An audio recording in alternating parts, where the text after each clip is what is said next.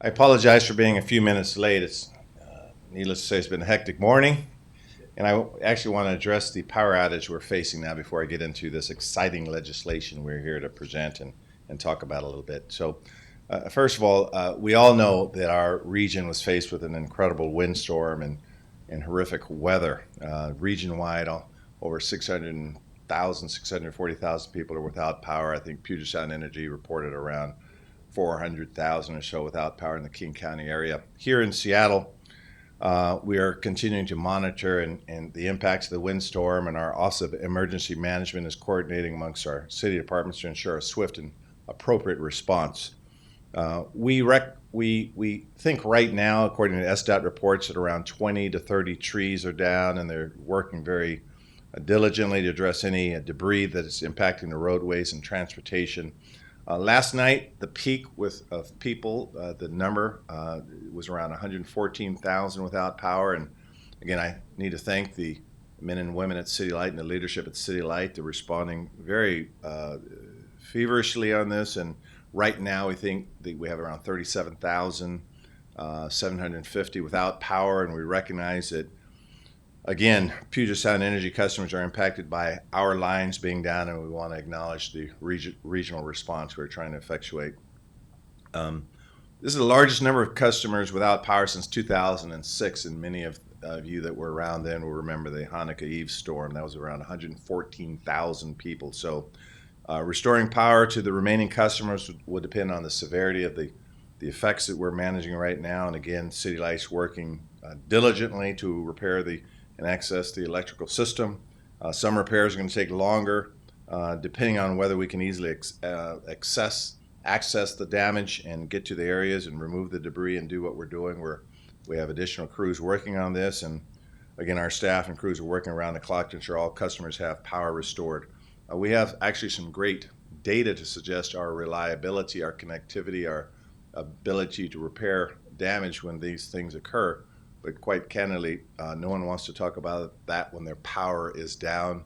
My power is down as well. It's been down all night. It continues to be down this morning. So I understand the inconvenience that it affects all families and people, particularly with respect to medical devices and other types of needs that they have. So having said that, I'll move on to what we're here to talk about this morning.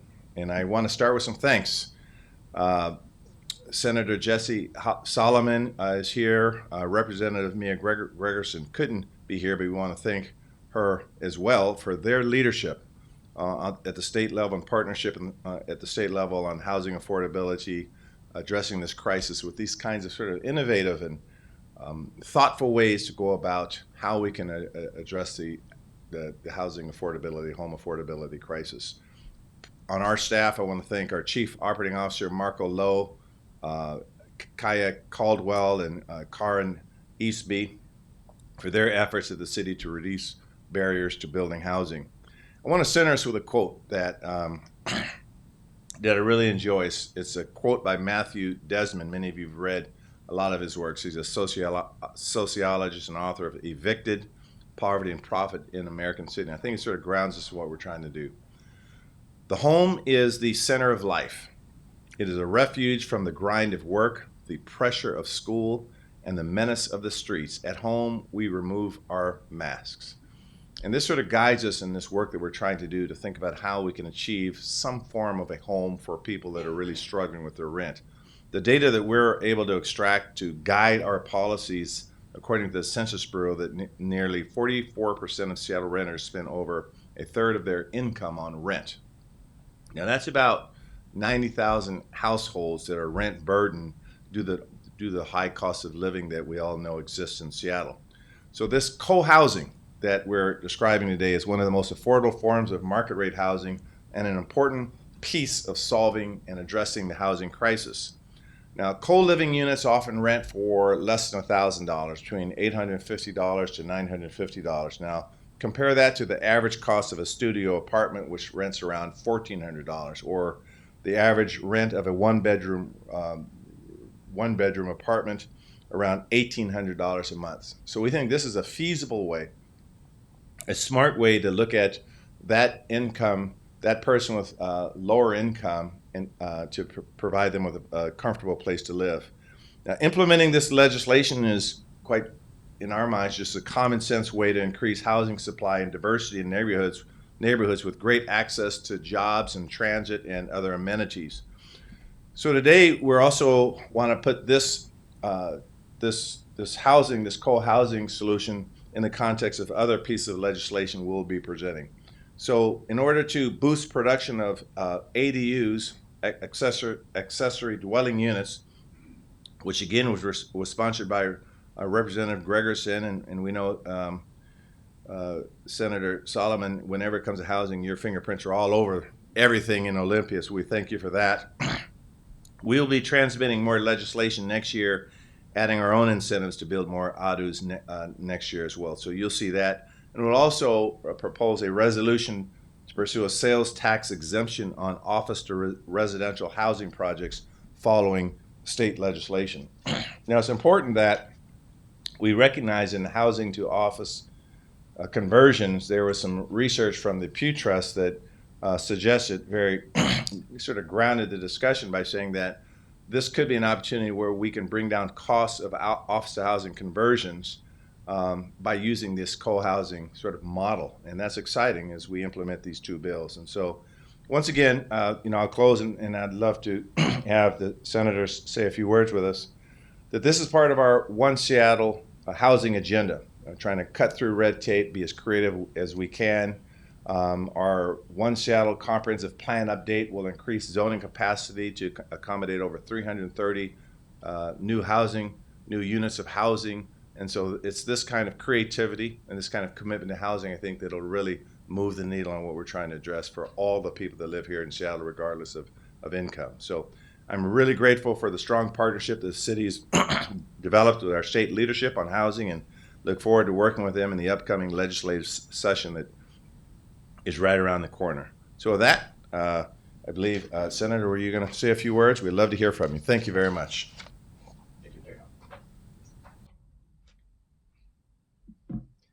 Good morning, everybody. It's been a very interesting morning. We lost power, and I was in charge of going to get coffee this morning for the combined household that we're now doing. And I went to Starbucks and it was closed. I went to the next one, and we had about an hour wait. And so I texted the other family I was with, and they were like, "Well, we want a latte with oat milk." And I said, "I don't think you guys have been outside. This is the zombie apocalypse right now."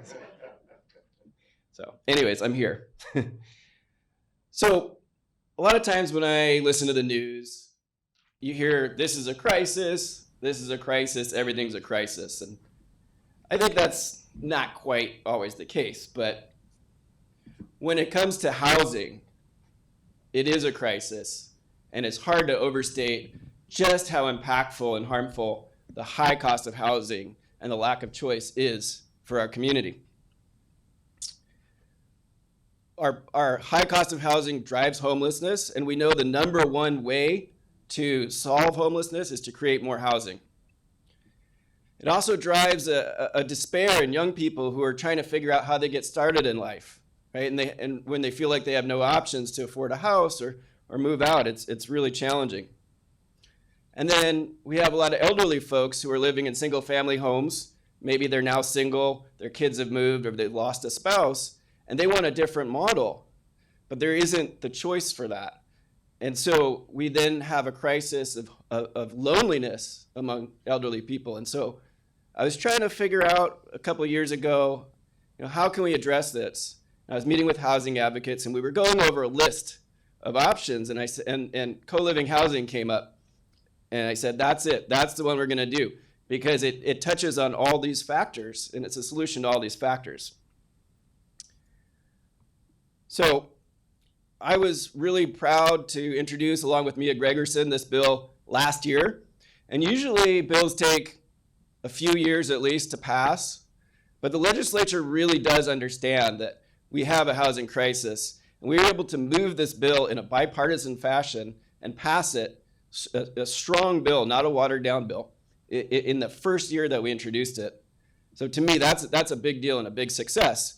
And so now what's going to happen is when we build co-living housing, say at Capitol Hill, it gives young people the opportunity to be there. When we build co-living housing in other neighborhoods, it gives elderly people the opportunity to move in together and create a shared community. We're going to keep moving forward on a diversity of housing solutions this year. Something that I've been looking at is European models of apartments and flats and condos where you don't have to conglomerate three properties together just to build one set of units.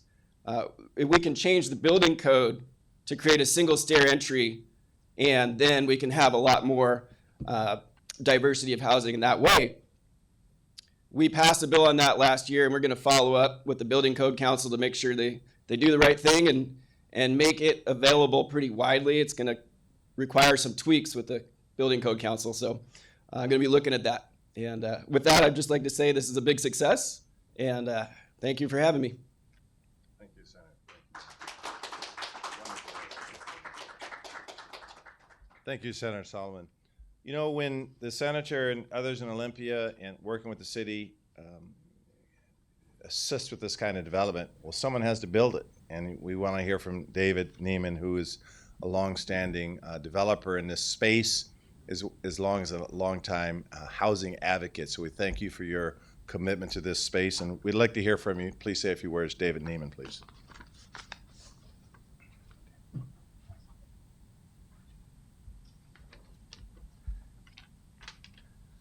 Hi, everybody.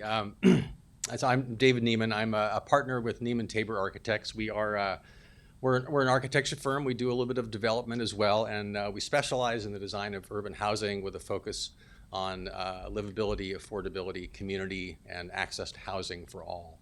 One of the specialties that we work on is a form of housing that creates plentiful, inexpensive homes, and it uses a fraction of the energy of conventional housing. It helps people connect to form community, and it allows the people to live in neighborhoods that they would otherwise be priced out of. And what I'm talking about is congregate housing or micro-housing or co-living. It goes by a lot of names, but it's where you have a shared room, typically your own bathroom, but you share kitchen and dining and living facilities with your neighbors, and in return you get rent that's 30 or 40% lower than what you might rent getting a conventional studio apartment. Before this ordinance passed, the only place we were able to build our projects was along automobile corridors like Aurora or 15th Avenue Northwest or Rainier Avenue, these busy arterials. With the passage of this bill, this means that we can do these projects anywhere we can build an apartment or a townhouse. And what that means is that for people who need inexpensive housing, they get to live in neighborhoods that have good parks and services and walkable amenities, not just along busy arterials. Our cities used to build lots of shared housing. It's a type of housing, it's modest, it's affordable, and it's a solution that worked for a healthy housing market. There's a powerful case to be made for this just as an affordable housing strategy, but this is also about a little bit more than affordability. As Senator Saloman mentioned, co-living can help to build community. When you share your living space with others, it creates the opportunity for connection and friendship that can combat isolation and loneliness. Co-living is more sustainable. It uses less energy per person. It makes better uses of resources. And it helps reinforce urban land use patterns that support the use of mass transit and walkable neighborhoods. And finally, there's just the fairness issue, which is that co-living gives people access to live in neighborhoods that they otherwise could just simply not financially afford. They would be out of bounds. All by itself, this legislation cannot fix everything that's wrong with our housing markets, or the woes that we have are multifaceted and difficult. But today's a good day, and this legislative fix is a really great start. I hope it's not the last time that we all have a chance to work together to help make Seattle's housing market a little healthier, a little bit more affordable, and a little bit more fair. So, thank you all.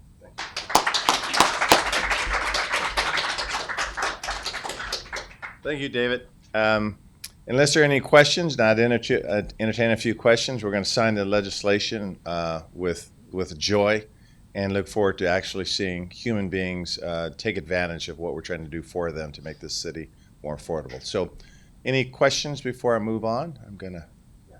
Yes, please. 10 years ago, your vote was one of 9 to kind of pare back the ability to build these in Seattle over the threat of a mayoral veto at the time, I believe.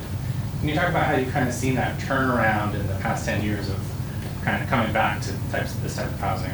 Yeah, thanks for the question.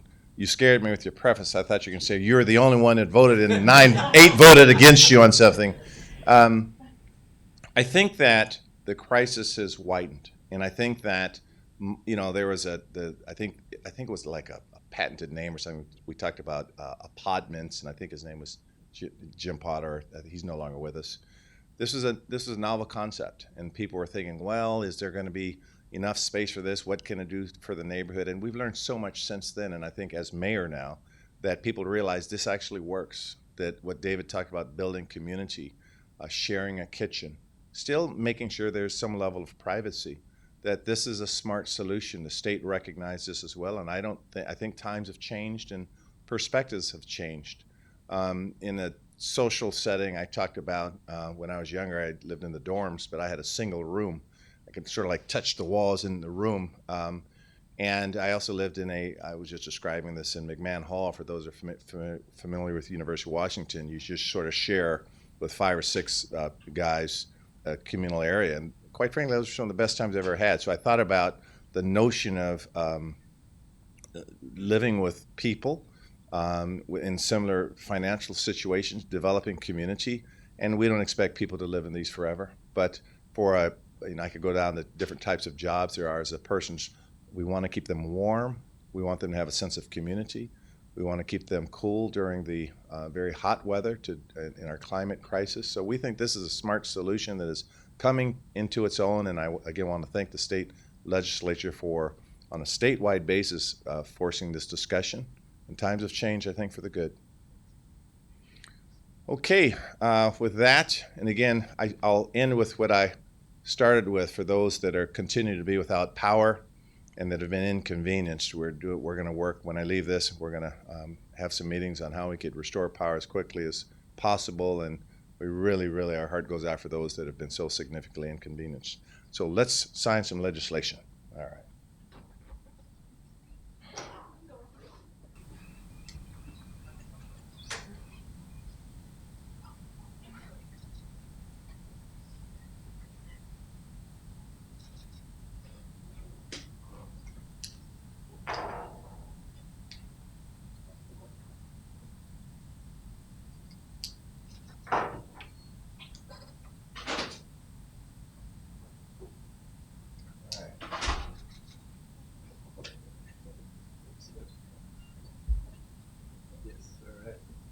Thank you, David. Thank you very much.